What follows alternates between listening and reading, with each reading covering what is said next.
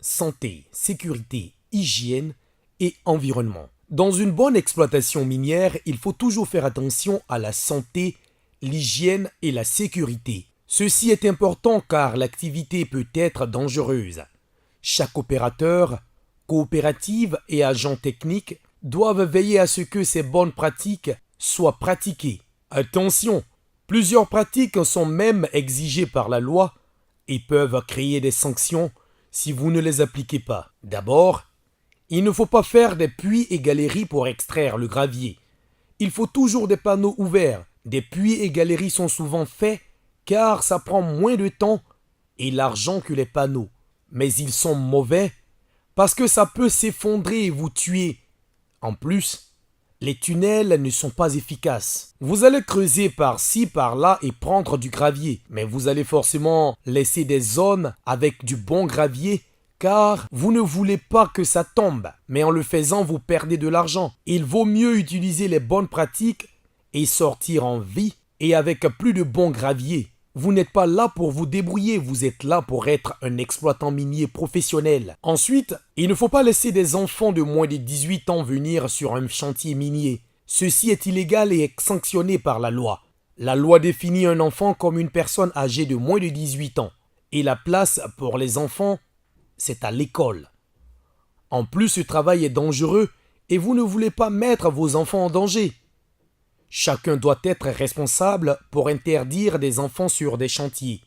Par contre, même si les coutumes varient, les femmes peuvent venir sur des chantiers miniers et même travailler. Dans le monde, beaucoup de femmes diamineurs travaillent avec succès. Il ne faut pas discriminer contre les femmes, mais il faut aussi qu'elles appliquent les mêmes bonnes pratiques que les hommes. Pour l'hygiène, il est important que les diamineurs mangent bien et se reposent régulièrement. Malheureusement, le travail est dur et ceci amène parfois les diamineurs à adopter des pratiques qui détruisent leur santé et accélèrent leur vieillissement. Par exemple, la consommation des comprimés et pilules pour avoir de l'énergie est très mauvaise. Boire du thé en modération ne pose pas de problème pour avoir la force, mais des pilules sont souvent altérées et peuvent créer des problèmes de cœur et même, dans quelques cas, si vous prenez trop, ça peut vous tuer. Ensuite, fumer des cigarettes est aussi très mauvais pour la santé. Cela crée le cancer du poumon après des années, une maladie très douloureuse qui tue. Ça réduit aussi votre capacité à respirer, ce qui va ralentir votre travail. Ne fumez pas. Il faut aussi adopter des bonnes pratiques d'hygiène. Il ne faut pas faire vos besoins de toilette à côté des chantiers, car cela peut être dans l'eau et vous donner des vers, du choléra et d'autres maladies.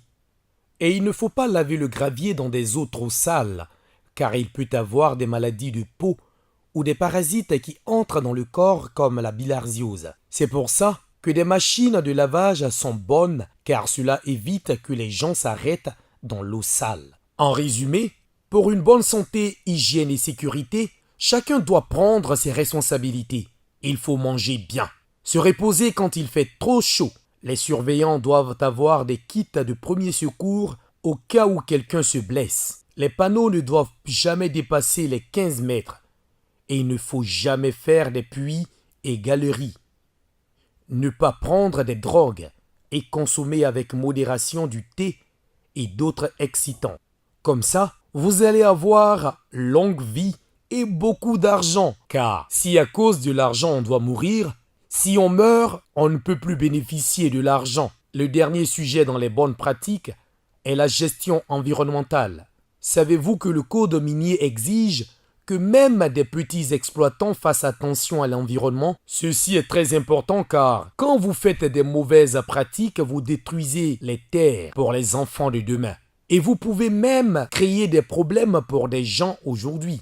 Sans les bonnes pratiques, souvent vous détruisez le mouvement de l'eau. Au lieu de marigots, vous avez des bassins par-ci et par-là. Cela peut tuer des poissons et créer des dangers pour des bœufs et enfants. Ça peut aussi devenir des zones où les moustiques pondent leurs œufs, ce qui va augmenter le paludisme dans les villages. En plus, quand vous utilisez une machine ou quand vous faites le lavage, il ne faut pas verser les graviers et les eaux sales directement dans un cours d'eau. Quand vous faites ça, vous pouvez boucher un marigot ou cours d'eau. En plus, le sale peut tuer les poissons. Il faut par contre d'abord évacuer l'eau à côté dans les marécages pour que ça se calme et petit à petit regagner les cours d'eau. Pour le gravier déjà lavé, pensez à le transporter et le mettre sur des voies en terre pour le valoriser et sécuriser, ou même dans la construction des briques. Ensuite, il ne faut pas jeter des ordures, surtout des plastiques. Ça peut polluer les eaux. Savez-vous que le plastique prend plus de 1000 ans pour disparaître? Ce n'est pas comme des peaux de banane, donc il ne faut pas le jeter comme des peaux de banane. Faites des poubelles et disposez après correctement. Enfin, l'étape la plus importante pour une bonne gestion environnementale est de reboucher les trous et revaloriser les terres après. Les bonnes pratiques minières vous aident à reboucher avec moins d'efforts. Les villages doivent encourager et même exiger que les travailleurs utilisent ces techniques car sinon, leurs terres seront détruites et les enfants auront beaucoup de difficultés. Pensez aux femmes aussi, car elles peuvent venir après une exploitation et faire des champs ou planter des arbres fruitiers. Évitez aussi de faire de l'exploitation dans des forêts, car les forêts vous donnent de l'eau, des animaux, des plantes médicinales. Et dans les bas-fonds, faire attention aussi, car si vous endommagez les bas-fonds, vous ne pouvez plus facilement faire du riz. Chaque village doit décider là où on peut creuser et là où il ne faut pas creuser. Et puis, là où vous creusez, il faut reboucher. Enfin, pour des zones qui ont utilisé des mauvaises techniques, vous pouvez toujours faire la pisciculture, le maraîchère, planter des palmiers ou d'autres activités.